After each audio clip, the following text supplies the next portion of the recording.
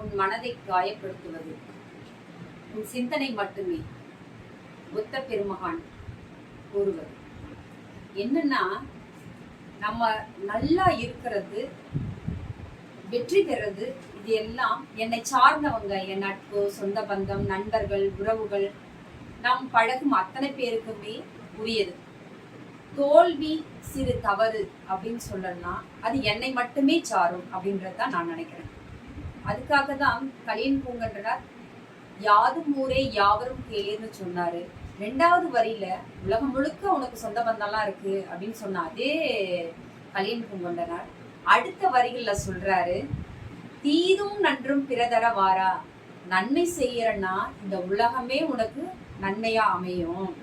அது அத்தனை பேருடைய உழைப்புலையும் அன்புலையும் பாராட்டுலையும் நம்பிக்கையிலையும் கிடைக்குது.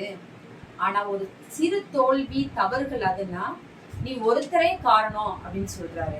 அப்போ புத்த பெருமகான் சொன்னதும் ஒரு சமகாலத்துல ஒவ்வொரு கால இடைவெளிகள் தான் இருந்திருக்கும்.